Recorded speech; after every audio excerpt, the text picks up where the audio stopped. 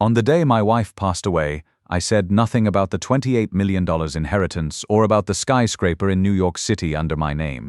That same night, my daughter-in-law screamed, "Pack your bags.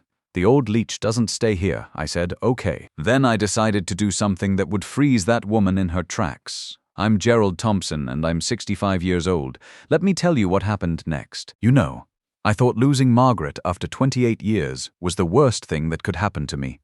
Boy, was I wrong. The real kick in the teeth came 12 hours after her funeral, when my own family showed me exactly what they thought I was worth. The funeral went fine. Margaret would have liked it, dignified, respectful, packed with people who actually cared about her. I sat there in my Navy suit, the one she always said made me look distinguished, trying to keep it together. Everyone kept telling me what a devoted husband I'd been, how I took care of her through those final months without complaining. If they only knew the whole story. My stepson Richard gave a nice speech. My stepdaughter Carol read some poem. Even my ex-wife Nancy managed to say something decent about Margaret. I nodded at the right times, shook hands, accepted condolences. But everyone seemed to forget something important. I wasn't just the second husband. I was the one left behind. After the service, everyone came back to our house. Well, what they thought was our house. I watched relatives I barely knew sizing up our furniture, distant cousins probably calculating what everything was worth. Carol's husband Kevin kept asking pointed questions about my business affairs.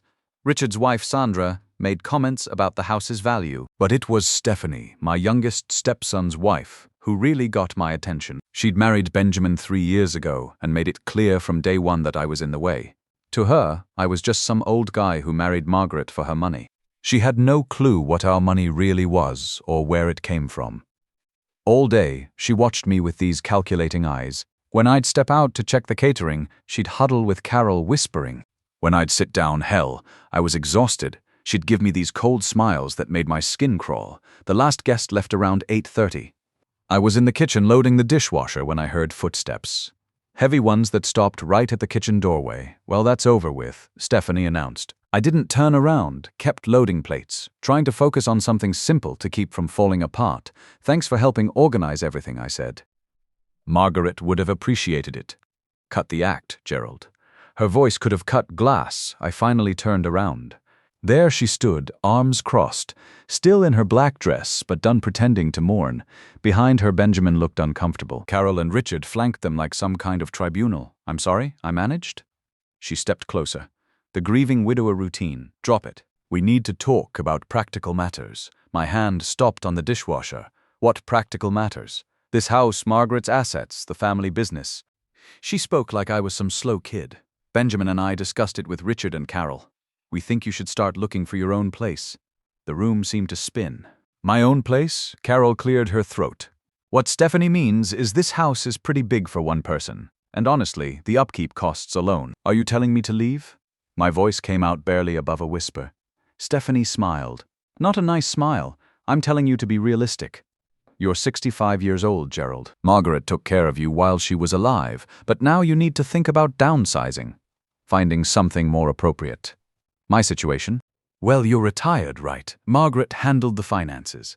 This house, your lifestyle, your security, that was Margaret's money, Margaret's success." She gestured around the kitchen like she was already redecorating. "The family needs to make hard decisions about her estate." Something cold settled in my chest. "This is my home. I've lived here 15 years, and it's been great, I'm sure." Richard finally spoke up, but Margaret would want us to be practical. "There are 4 kids plus grandchildren to think about. College funds, retirement, planning. Margaret left a will," I said. "Yes, and we'll honor whatever small provision she made for you," Stephanie said dismissively. "But let's be honest. You were her second husband, not her business partner. You didn't build anything together. You were just there. Just there." Those words hit like a physical blow.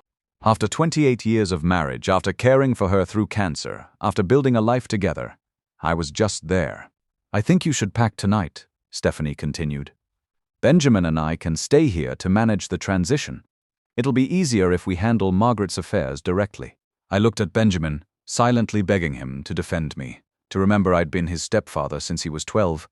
But he wouldn't meet my eyes. "Where am I supposed to go?" I asked. Stephanie shrugged. "There are nice senior communities around here. Assisted living places. I'm sure you'll find something suitable. Assisted living. Like I was some helpless old man. I stood there in my own kitchen, surrounded by people I'd considered family, and felt my heart break all over again. Losing Margaret was nothing compared to this. This was betrayal. This was being erased from my own life. But looking at their faces, Stephanie's cruel satisfaction, the others' uncomfortable but determined expressions, something else started growing alongside the pain, something cold and patient. "Okay," I said simply. Stephanie blinked. "Okay, I'll pack tonight, be gone in the morning." Dead silence. I think they expected me to fight, to beg, to give them an excuse for treating me like garbage. Instead, I turned back to the dishwasher and kept loading plates. "Well," Stephanie said, clearly thrown off. "Good. That's very mature of you." I didn't respond, just kept working, listening to their footsteps retreat, listening to them divide up my life in excited whispers from the living room. They had no idea what they'd just done. They thought they were getting rid of a burden, claiming what was rightfully theirs. They thought Margaret's widower was just an old man with nowhere to go and nothing to fight back with. They were about to learn how wrong they were. I packed 2 suitcases that night. Just 2. Everything else, the watches, the artwork, the expensive clothes, I left behind. Let Stephanie mentally catalog it all. Let them think that's all they were getting. Let them believe the grieving widower was walking away with nothing but old clothes and memories. The Hampton Inn became my temporary home. Not fancy, but it had a business center, good Wi-Fi, and most importantly, it was anonymous. I checked in as Gerald Thompson and paid cash for a week. The desk clerk barely glanced at me. Just another senior citizen traveling alone, probably visiting grandkids. Perfect. Invisible was exactly what I needed right now. My first call was to William Martinez. He'd been my attorney for 25 years, handling my private affairs. Not that my family knew that. They thought he only handled Margaret's stuff. "Gerald," his voice was warm. "I'm so sorry for your loss. Margaret was remarkable." "Thanks, William. I need to see you tomorrow if possible, of course. 10 o'clock. Actually, could we meet somewhere other than your office, somewhere private?" Pause. William knew me well enough to read between the lines. "Family trouble. Something like that. I'll come to you. Text me the address." William showed up the next morning with his briefcase and the look of a man who dealt with family greed too many times. I'd ordered coffee and pastries from room service, a small luxury that would have raised eyebrows if anyone was watching. But that's the beauty of being invisible. Nobody watches when they think you don't matter. "How bad is it?" William asked, settling into the room's chair. I told him everything about Stephanie's demands, about being told to find appropriate housing, about how they dismissed me as someone who'd never contributed anything to Margaret's success. William's jaw tightened. "Do they have any idea about your actual situation?" "None whatsoever. Margaret and I decided years ago it was better that way. Let them think she was the business mogul and I was just the devoted second husband. And you're sure you want to proceed as we discussed?" I looked out the hotel window at ordinary people living ordinary lives. Yesterday they would have seen me as one of them. Just another older man, probably widowed, probably struggling. They had no idea the man in room 237 owned more property than most could imagine. I'm sure. How long will it take?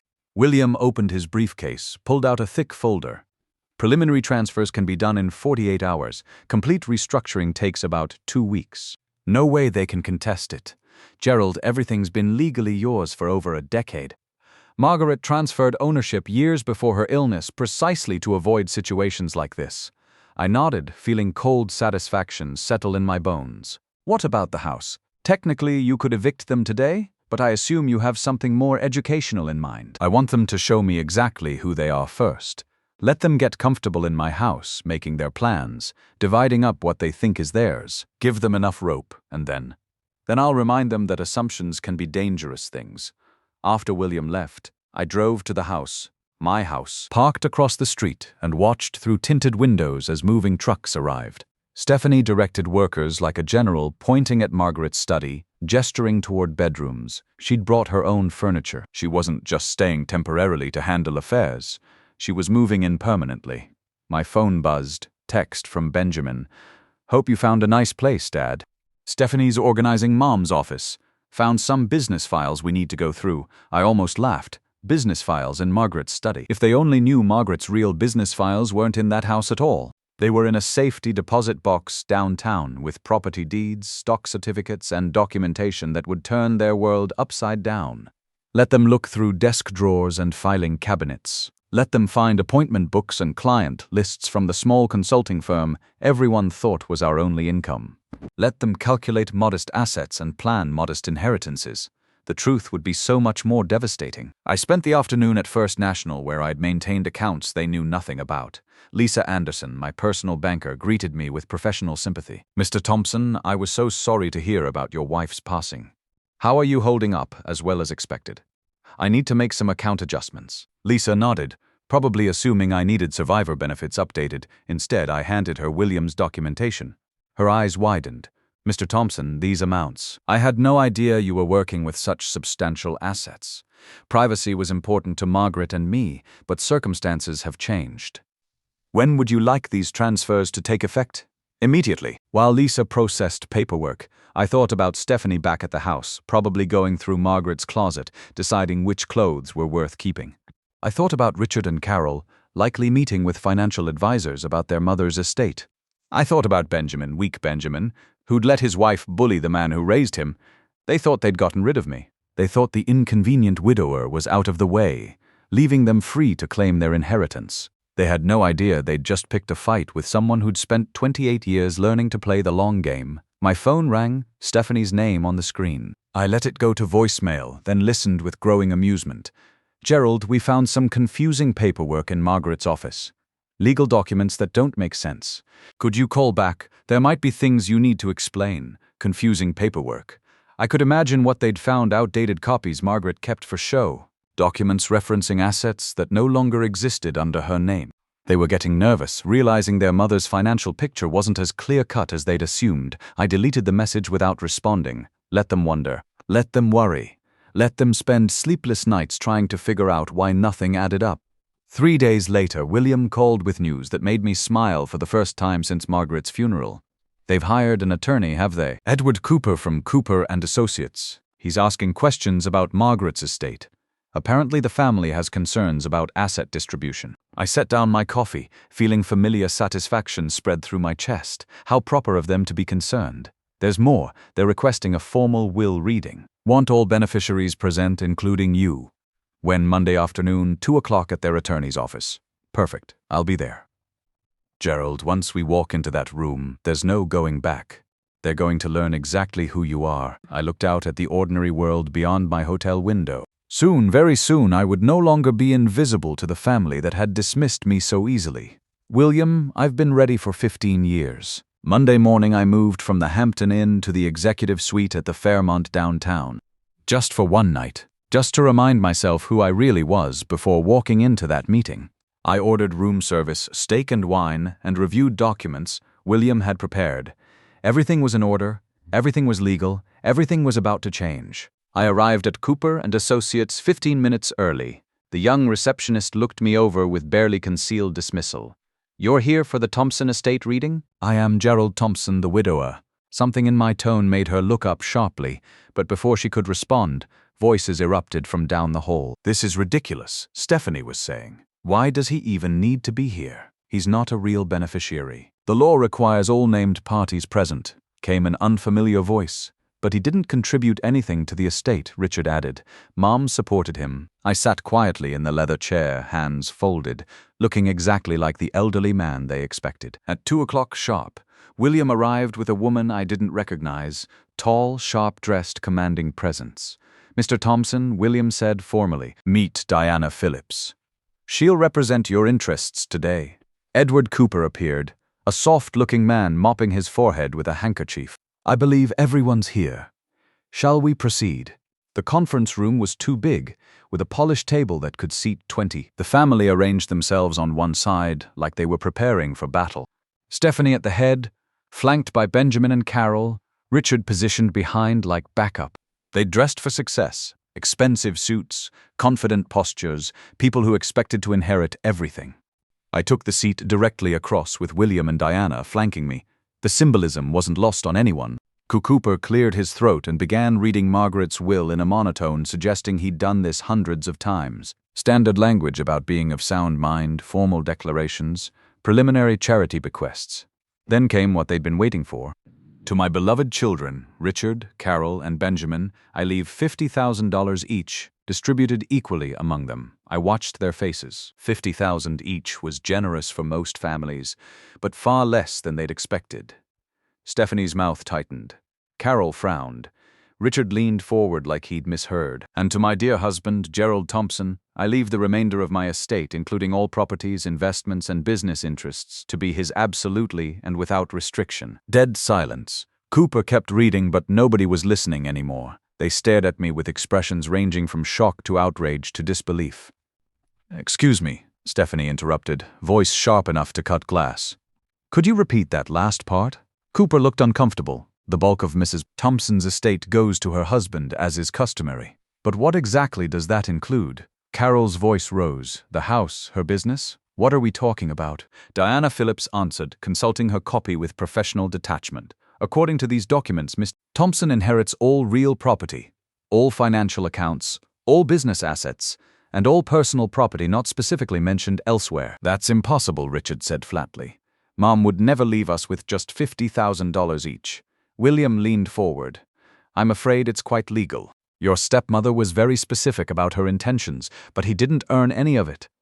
Stephanie exploded, finally losing composure. He never worked after retirement, never contributed anything. He was just there, living off her success. Just there, the same phrase she'd used throwing me out of my own home. The same dismissal, the same contempt, the same fundamental misunderstanding of who I really was.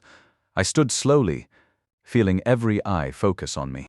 For 28 years, I'd let Margaret be the public face of our success. I'd allowed people to assume she was the business mind while I played supporting husband. I'd been content to remain in shadows, building my empire quietly while she took credit publicly. But Margaret was gone and the shadows had served their purpose. You're absolutely right, Stephanie, I said quietly.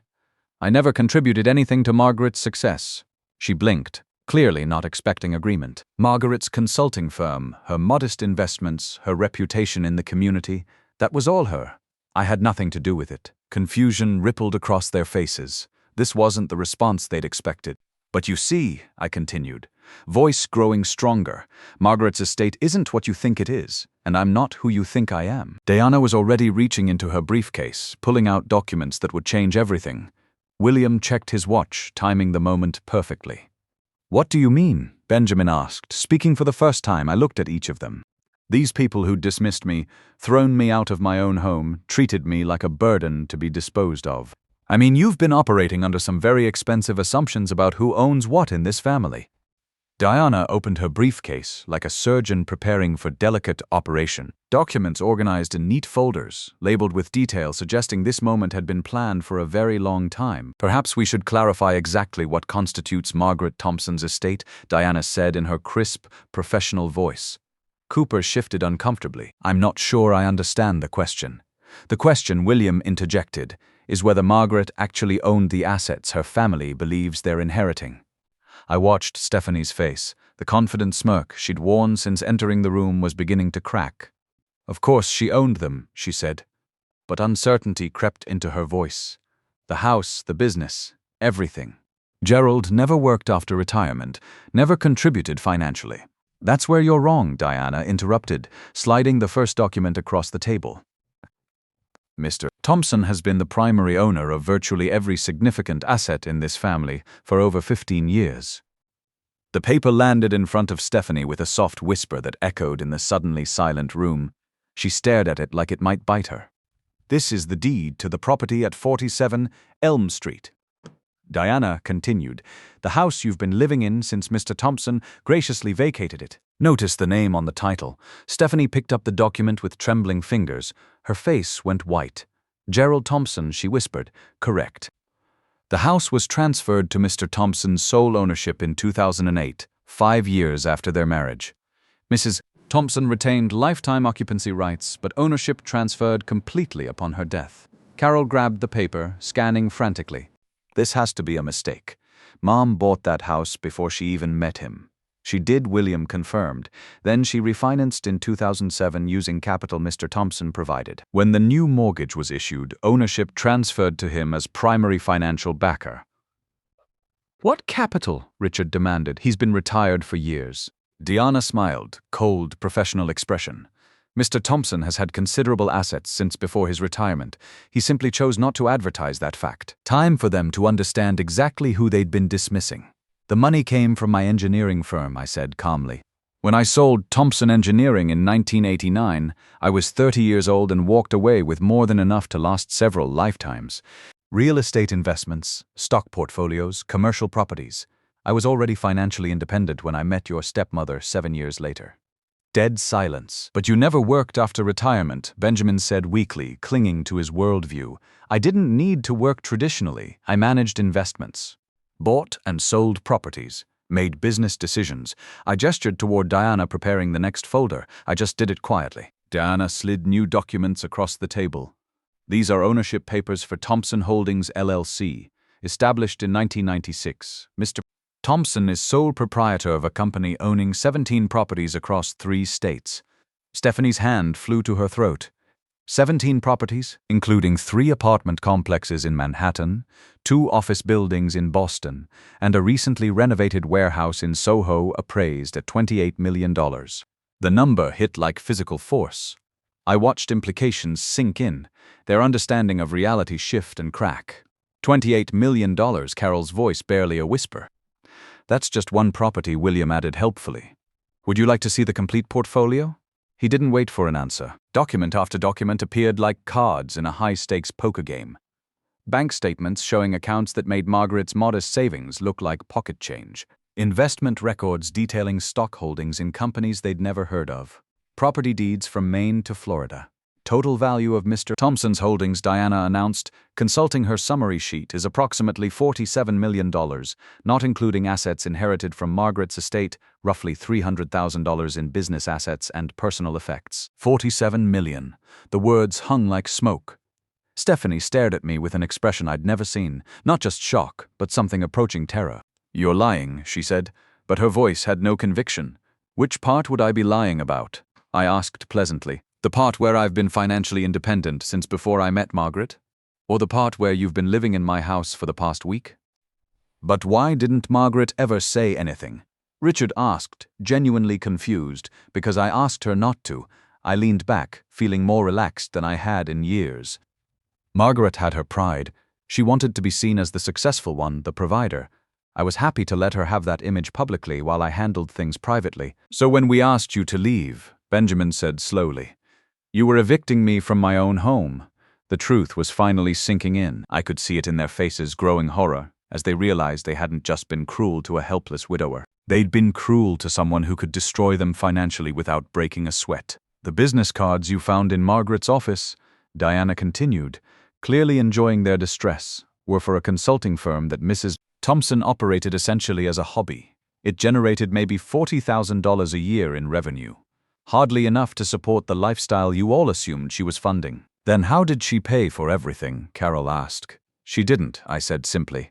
I did. The mortgage on the house, the property taxes, the utilities, the insurance, all of it came from my accounts. Margaret contributed her consulting income, which covered groceries and incidentals. Stephanie was shaking now, visibly trembling as the full scope of her mistake became clear. You let us think. I let you reveal exactly who you were, I corrected. I didn't force you to throw me out of my own house. I didn't make you call me a leech. I didn't tell you to treat a grieving widower with contempt and cruelty. The word leech made her flinch. She remembered exactly what she'd called me. I gave you every opportunity to show kindness, to include me in your family, to treat me with basic human dignity. Instead, you showed me your true character. Edward Cooper was looking around the room like he'd stumbled into someone else's nightmare. I think there may be some misunderstanding about the nature of these assets. There's no misunderstanding, William said firmly. Everything is documented, legal, and properly maintained for years, Mr. Thompson was under no obligation to disclose his financial situation to his stepchildren. But what does this mean for us? Richard asked, his voice small and frightened. Diana consulted her papers with theatrical precision. Legally speaking, you each inherit exactly what your stepmother left you. $50,000. She looked directly at Stephanie. As for your current living situation, you're residing in Mr. Thompson's property without permission. That would technically make you trespassers. The word trespassers hit like a slap. Stephanie's face cycled through several colors before settling on sickly gray. "You can't be serious," she whispered. "I'm completely serious," I said, standing slowly. "You wanted me out of the way so you could claim what you thought was rightfully yours. You succeeded in getting me out of the way. Unfortunately for you, nothing was rightfully yours to begin with." I gathered my coat and looked at each of them one final time.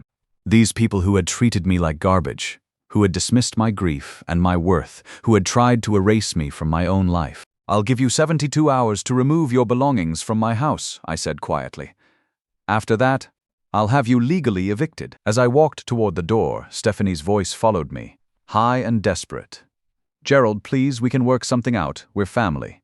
I paused at the threshold. "Family," I repeated softly. "You know, Stephanie, you're absolutely right. We are family, and you've just taught me exactly what that word means to you." I walked out, knowing my old life was over. The invisible widower was gone forever. In his place stood someone they should have been much more careful about crossing. 6 months later, I was sitting in my garden when the phone rang. It was Benjamin calling from the hospital after a car accident. His wife had left him, taken their savings, moved back with her parents. He was alone, broken, finally understanding the consequences of letting someone else define his character.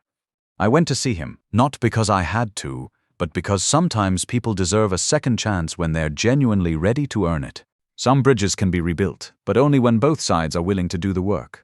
Now I'm curious about you listening to my story.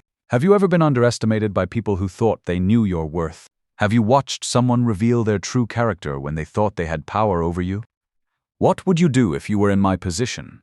Would you choose justice, mercy, or something in between? Drop a comment below and let me know where you're watching from. I'd like to see how far this story reaches, because I suspect there are more people out there who understand exactly what it feels like to be dismissed by the very people who should value you most.